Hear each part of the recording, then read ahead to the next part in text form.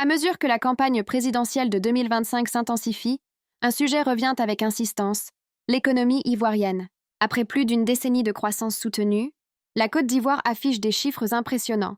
Mais derrière cette vitrine, les tensions sociales, la cherté de la vie et le chômage des jeunes rappellent que la prospérité ne profite pas à tous. Dans ce contexte, chaque candidat promet sa solution miracle. Mais qu'en est-il vraiment de la santé réelle de l'économie ivoirienne? Écoutons le résumé de ce débat. D'abord, le premier défi, c'est au niveau de la monnaie. Il y a un débat au niveau du franc CFA, et c'est le premier défi.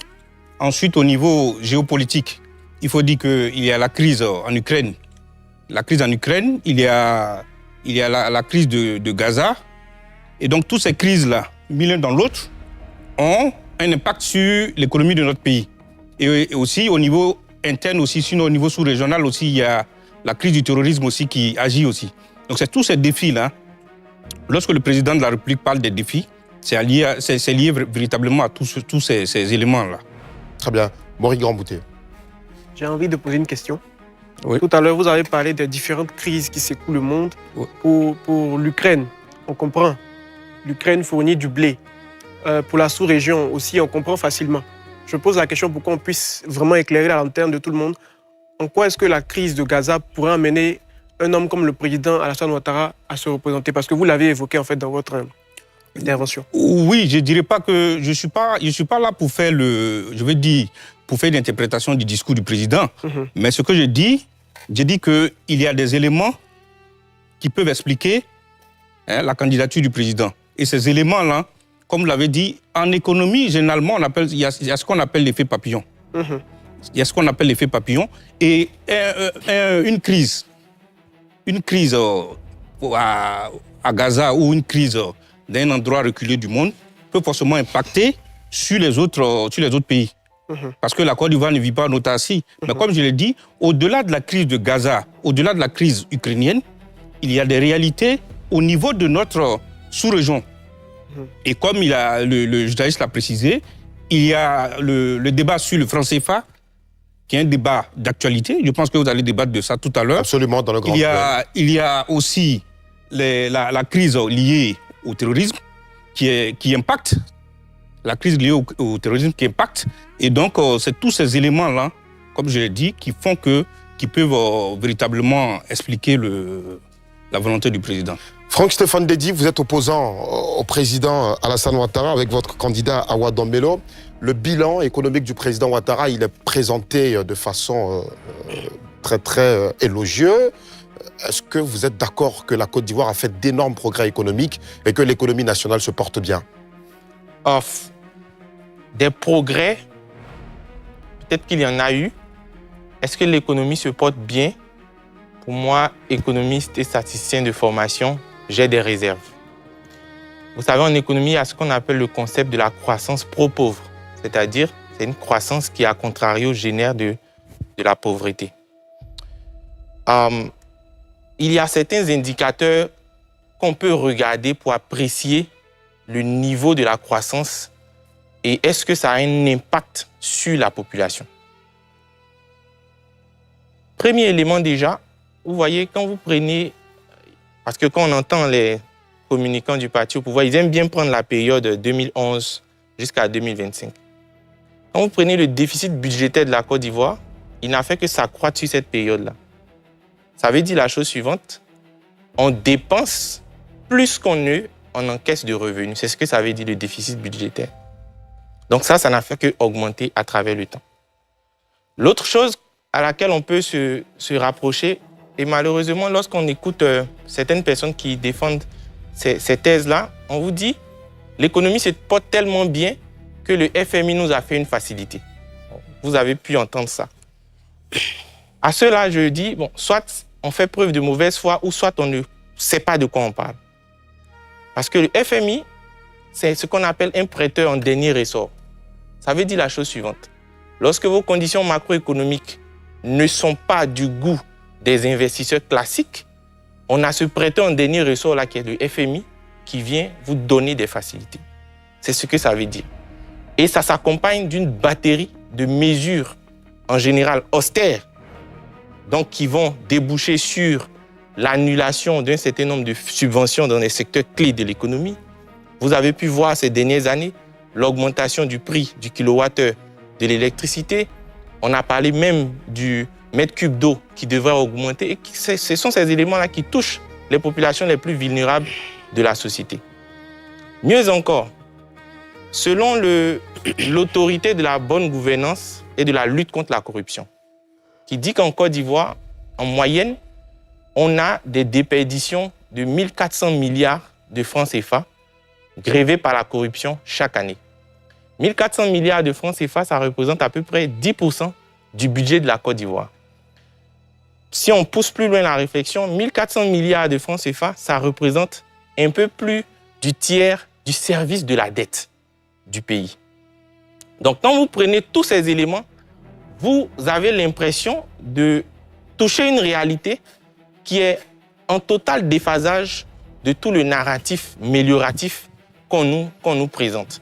C'est pourquoi il y a lieu donc de s'inquiéter. Parce que lorsque vous vous promenez dans la rue, vous voyez de la misère. Vous voyez des personnes déguerpies, sans plan de relocalisation, alors que si on a un pays qui se porte bien financièrement, on peut quand même trouver un plan de relocalisation de ce genre de personnes-là. Souvenons-nous, le président Alassane Ouattara, on fait attention parce que le procureur a dit qu'on ne devait pas dire certaines choses. En 2016, il parlait par exemple, le 1er mai, je me souviens très bien, qu'il allait libéraliser, parce qu'il a vu la souffrance des populations, je pense, il a dit qu'il allait libéraliser le secteur de l'eau et de l'électricité. C'est le président lui-même qui l'avait dit. Nous sommes aujourd'hui 2016 à 2025, ça fait 9 ans plus tard, cette mesure-là n'a pas eu lieu. Alors que le président lui-même avait indexé le fait que les populations vivaient dans la pauvreté, c'est pourquoi il suggérait cette mesure-là. Donc, mon cher Alassane, aujourd'hui, nous, on a des réserves sur la prétendue santé financière de la Côte d'Ivoire. Le président l'a lui-même comparé au paradis dans l'un de ses discours, que la Côte d'Ivoire, c'était le paradis. Pourtant, la Côte d'Ivoire fait partie des pays qui exportent le plus, permettez-moi l'expression, d'immigrants clandestins. Et ça dénote de la paupérisation qu'il y a dans ce pays-là. Alors ça, par contre, des experts se sont prononcés sur la question et on dit notamment qu'il y avait donc une fraude sur la nationalité ivoirienne qui pourrait donc justifier le fait que la Côte d'Ivoire est présentée par exemple comme deuxième demandeur d'exil j'aime bien en France, par exemple. J'aime bien cette analyse de ces soi-disant experts, comme vous dites. Mais l'autre problème que ça relève, ça veut dire qu'on a une faiblesse institutionnelle à garantir l'authenticité de nos papiers. C'est ce que ça veut dire.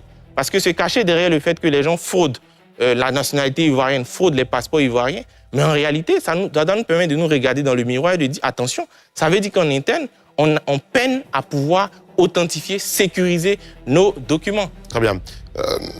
Alamine Fofana n'est pas encore intervenu. Permettez-lui d'en dire un mot. Au début de ses propos, donc c'est une question que je voudrais poser à Franck Stéphane Dédi. Il dit qu'entre 2011 et 2025, le déficit budgétaire de la Côte d'Ivoire n'a fait qu'augmenter. Donc je voudrais savoir, Awa Don-Melo, président de la République, qu'est-ce qu'il fait? On arrive à un excédent budgétaire ou bien comment il gère cette question? Quel est l'idéal pour vous par rapport à cette question? Très bien. Tous les pays au monde cherchent à réduire le déficit budgétaire. Et comme je disais, si on part dans son acception définitionnelle, le déficit budgétaire, c'est-à-dire on va dépenser moins et augmenter nos sources de revenus. Et dans l'un de ces programmes, c'est ce qu'il appelle d'avoir une souveraineté économique et financière, afin de bâtir de véritables champions nationaux qui nous permettent de pouvoir exporter plus qu'on importe et ainsi donc de pouvoir rétablir la balance budgétaire du pays particulièrement. Pour arriver à un excédent? Éventuellement. Non, c'est là que je ne suis pas d'accord avec beaucoup de personnes. Parce qu'un pays n'est pas une entreprise. Quand on soit en situation de déficit budgétaire ou en situation d'excédent budgétaire, aucune de ces deux situations n'est satisfaisante. Parce que d'abord, il faut rappeler que le budget est voté en équilibre, ça c'est un. Donc la politique, c'est la gestion de la cité pour assurer le bonheur des populations. Le bonheur des populations est assuré par des politiques publiques qui sont des initiatives à mettre à court et moyen terme pour atteindre des objectifs bien précis. Ces politiques publiques-là se mutent en finances publiques. Donc, si on a 100 000 en matière de dépenses, on doit avoir 100 000 en matière de recettes. Donc, une collectivité territoriale ou bien un pays qui, après gestion budgétaire, a 100 000 et vous utilisez que 80 000 et vous dites que vous avez fait un excédent budgétaire de 20 000, ce n'est pas une situation de bonne gouvernance non plus. Donc, pour moi, aujourd'hui, c'est comment on fait en sorte que, parce qu'il y a toujours des problématiques, même quand souvent je vois des mairies qui s'étaquent d'avoir fait un excédent budgétaire, comment on peut faire un excédent budgétaire dans un pays où il y a encore beaucoup de problématiques, où encore les gens vont accoucher, on dit il n'y a pas de place. Donc pour moi, le déficit budgétaire en lui-même n'est pas un problème, ou l'excédent budgétaire en lui-même n'est pas un problème, mais c'est est-ce qu'on a pu exécuter les politiques publiques qu'on s'est assignées par rapport aux besoins que vivent les populations. C'est tout. Donc même si Awa Don-Melo vient au pouvoir, qu'aujourd'hui, il fait un excédent budgétaire, ce n'est pas une situation satisfaisante parce qu'il y a toujours des choses à faire pour améliorer le quotidien des Ivoiriens. On ne vise pas une performance de bénéfice en tant qu'un État. On vise une performance d'efficacité de politique publique par rapport à comment on répartit rationnellement les finances publiques. Cheikh Oumar Doumbia. Moi, j'aimerais bien jouer à un jeu avec mon frère. Quand le président Ouattara prend le pouvoir, quel est le SMIC en Côte d'Ivoire? Dites-moi. Non, je vous demande. Je ne sais pas. Ok. Quel est le SMIC aujourd'hui? 35 000. On va y arriver. Quel est le SMIC aujourd'hui? Dites-moi. Il y a quand même une 75 000. différence de 40 000 francs CFA. Ce n'est pas rien. Regardons encore, que vous aimez les chiffres, c'est vous qui le dites, hein, que tout ce que vous dites est factuel et chiffré. Donc on va aller dans ces mêmes chiffres-là. Alors, vous parlez de déficit budgétaire. Quand le président Ouattara arrive au pouvoir, quel est le budget de la Côte d'Ivoire? Vous êtes factuel, vous êtes chiffré. Non, je vous écoute. Moi, je vous écoute. connaissez quand même le budget de la Côte d'Ivoire à l'époque, parce que vous étiez au pouvoir.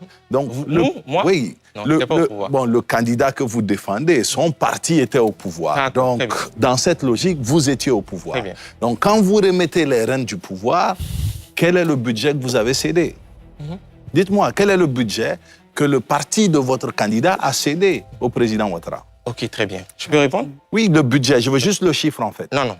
En fait, si on rentre dans Parce ça... qu'aujourd'hui, de 3 000 milliards, on se retrouve à 17 000 milliards.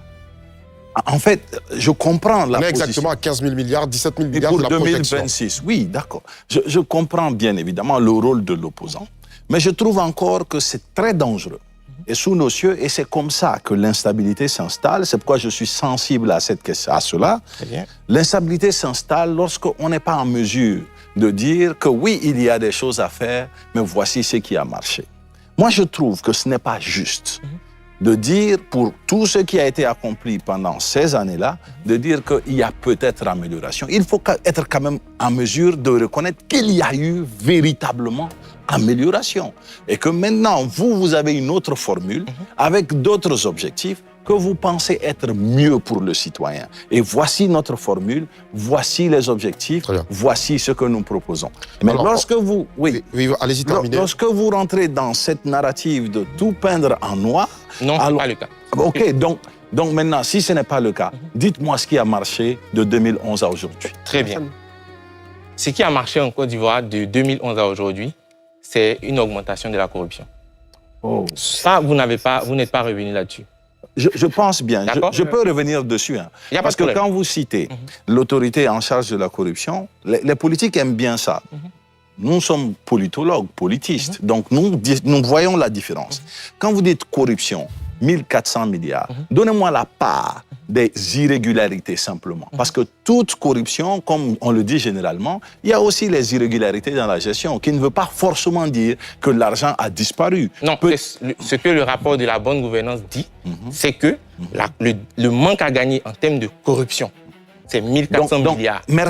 Merci de rectifier et d'ajouter le mot manque à gagner.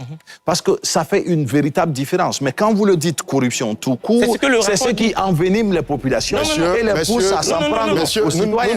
Nous ne sommes pas encore on va arriver au grand duel, on y arrive. Nous ne sommes pas encore au grand duel, messieurs. Justement, ce que je dis, Franck Stéphane Dedi, vous aurez dans le rapport, c'est la corruption. Franck Stéphane Dedi, croyez-moi, vous aurez le temps d'intervenir, d'apporter la contre-analyse, ne vous en faites pas. On va écouter d'abord Moustapha Fofana sur tout ce qui a été dit. Pour vous qui êtes expert en économie, comment est-ce que vous analysez tout ce qui a été dit par nos chroniqueurs et invités? Ce que je voulais dire, c'est que mon brillant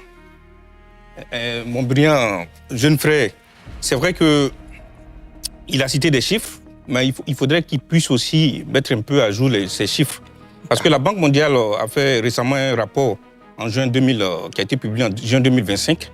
Et dans ce rapport, le déficit, c'est-à-dire, il enfonce en réalité une porte qui est plus ou moins ouverte. Parce que le déficit, actuellement, l'État fait tout pour pouvoir lutter contre le déficit. L'inflation a baissé. L'inflation qui était autour de 4% en 2023 est passée à 3,5%. Le taux de croissance est assez bon. Il est l'un des meilleurs même en Afrique. Aujourd'hui, la Côte d'Ivoire est passée d'un statut de pays où on était dans une situation de stabilisation, où l'État devait stabiliser l'après-crise, à une situation aujourd'hui qui donne envie, qui fait qu'aujourd'hui, nous sommes aujourd'hui cités un exemple. Et pour paraphraser un peu M. Dédi, en réalité, ce n'est pas le président de la République qui a parlé du paradis. C'est plutôt la Banque mondiale, dans son rapport, qui a parlé du paradis pour dire que nous sommes à la porte du paradis. Et donc, c'est pour dire qu'il y a des choses à améliorer, mais il y a beaucoup, l'État a beaucoup fait. Aujourd'hui, nous sommes passés à une stabilisation. Donc, moi, je dirais que les choses ont beaucoup avancé. Au niveau du déficit, le déficit budgétaire est en train d'être réduit. Parce que, comme il a précisé, le déficit, c'est d'abord les recettes, les dépenses. Donc, les recettes, l'État est en train de mettre en place des mécanismes pour pouvoir améliorer ces recettes-là, pour élargir l'assiette fiscale et procéder à une mobilisation efficace de ces recettes. Alors, ensuite, au niveau des dépenses, il y a aussi des efforts aussi qui ont été effectués aussi au niveau des dépenses. Oui. Il y a des efforts aussi qui ont été effectués au niveau des dépenses. Et puis, pour terminer, avant que vous ne posiez votre question, pour revenir sur la migration, c'est un thème qui est assez, on va dire, c'est vrai que, on va dire, les jeunes Ivoiriens migrent de plus en plus. Mais il ne faudrait pas aussi regarder le verre à moitié vide. On peut regarder aussi ce verre-là aussi à moitié plein. Parce que pour migrer, il faut avoir aussi des moyens. Pour migrer, il faut avoir les moyens. La migration a un coût. Et si ces jeunes aujourd'hui arrivent à supporter le coût, ça veut dire qu'ils ont assez, ils ont eu un revenu qui s'est amélioré. Donc il faudrait que, comme je l'ai dit, moi j'ai eu à faire des publications, des articles scientifiques sur la migration. C'est un thème qui est assez délicat. Et donc, pour connaître effectivement les causes de la migration, parce que les gens migrent pas seulement pour des problèmes économiques, ils peuvent migrer uniquement parce que lui, il se sent bien, ou bien son rêve, c'est de vivre en Europe, ou son rêve, c'est de vivre en Côte d'Ivoire, ou au Niger, au Mali. Donc, il ne migre pas simplement pour des raisons économiques. Il peut migrer aussi pour des raisons sociales ou culturelles même. Et donc, pour la migration, il faudrait qu'on puisse prendre ça avec beaucoup de réserve. Très bien. Alors, dans le prolongement de l'analyse de Franck-Stéphane Dédi, il a dit aussi dans certains rapports que 80% de la richesse qui a été produite entre 2011 et 2025 est concentrée dans le poumon économique du pays, donc à Abidjan. Et pourtant, finalement, Abidjan, c'est que 22% de la population ivoirienne. Et ça, est-ce que ça n'accentue pas les disparités entre les populations ivoiriennes? Oui, on peut le dire comme ça. Mais il faut dire que c'est aussi, je veux dire, c'est la logique aussi. Les gens, parce que souvent, c'est vrai qu'on attend souvent que non, il faudrait qu'on puisse délocaliser la capitale, tout ça. Mais il est clair qu'il faut des externalités pour qu'une économie puisse bien marcher.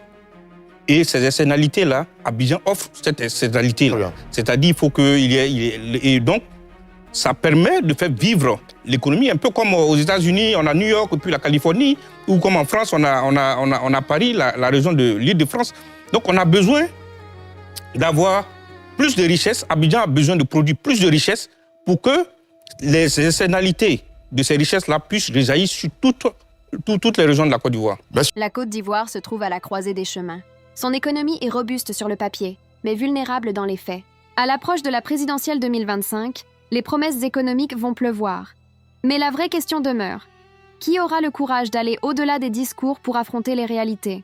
Donnez votre avis en commentaire. Abonnez-vous pour suivre nos analyses quotidiennes et rejoignez notre chaîne pour ne rien manquer de l'actualité politique ivoirienne.